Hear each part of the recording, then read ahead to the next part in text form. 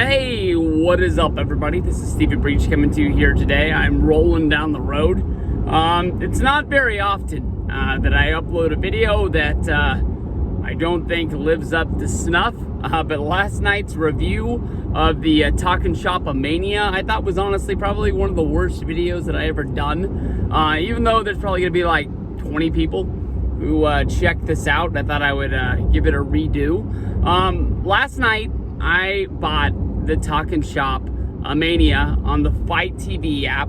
Honestly, really easy. I ordered it on my Apple TV, watched the countdown until it struck 0, and the pay-per-view started to play on its own. $15. Easily Gallows and Anderson. I don't want to say that they're my favorite wrestlers, but like they are my favorite, like, I guess you could say, like, characters or guys that are involved in wrestling. They seem to be the guys that I will support with almost anything.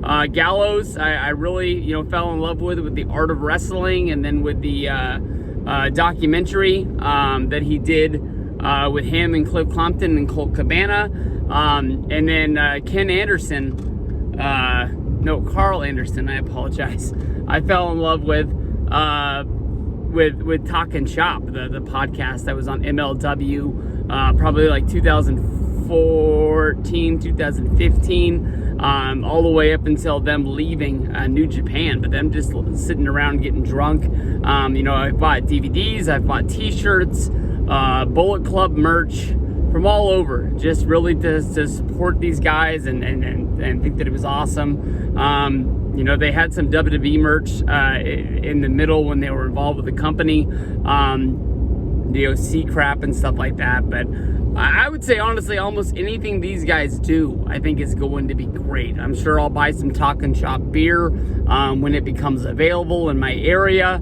But Talking Shop of Mania for $15 to watch a pay-per-view. I can honestly tell you that maybe the one negative thing that would be about it was it wasn't honestly as long as I thought it was going to be, with as many wrestlers that were featured on the pay-per-view poster at only an hour and a half. I was kind of thinking that it was going to be, I honestly went into it thinking it was going to be a 3-hour show, like a WWE pay-per-view or a TNA pay-per-view, or, any pay-per-view that we have watched in wrestling for the foreseeable time. 2 hours would have been understanding. Honestly, an hour and a half. I can honestly tell you that once the show was over and I sat here and think about it, what else were they really going to do? They were kind of scrapped as it was already with the card that they had. The show opened with them basically doing a podcast for a few minutes, thanking everybody for ordering the show. And then it kind of like went into this new dimension where they were involved in the show, but they were also the commentators. But then they were also the wrestlers that were trying to get booked by the booker. I didn't understand who the booker was that was hanging out in his car, talking to these guys, putting the matches together. But I'm sure that, when I watch it back and I'm not doing like the live stream reactions deal, I'll be able to hear more of the commentary. I think that it's going to be good. But definitely the Battle Royal to kick off was one of the best matches that was on the entire card, with just surprise after surprise. Then just like it, I don't even know. I honestly thought off the bat, I thought it was a tag team match where it started out with the 80s Russians against, they were like called the Kittens or something like that. They kept on like, wow, on their way out, but they kind of looked like the new Rockers back in the day in the 90s. I thought the Russians, though, they had a great costume, great gimmick, really pulled that off. But then immediately as that match was going on, guys just started coming out of the back, and they weren't even tag team guys. That was when Willie Mack got involved, and it just, I really didn't understand what the hell was going on. At one point, a trio, Raven's Flock, joined the whole thing. It didn't really make a lot of sense. And then also, my biggest mystery that I took away from the night was Stang.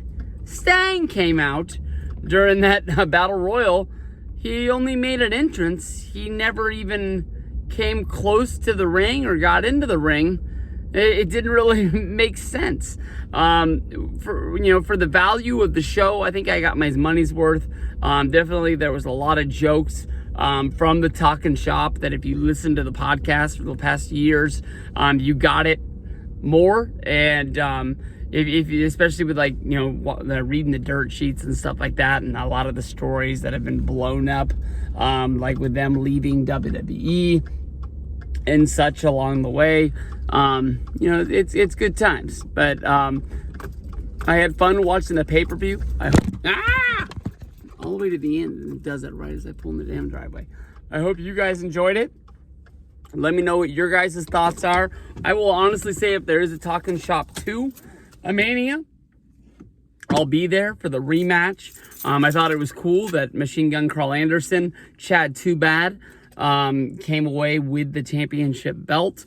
So there is a whole lot more to go there. Chavo Guerrero had a pretty good feud going throughout the whole show, where he was trying to kill the luchador played by Rocky Romero, playing off on their family's historic feud that goes back for years and years. So this is a much better video in my mind, besides for when the damn camera fell over as I pulled in the driveway. So let me know what you guys think. Peace out. I'll see you guys down the road.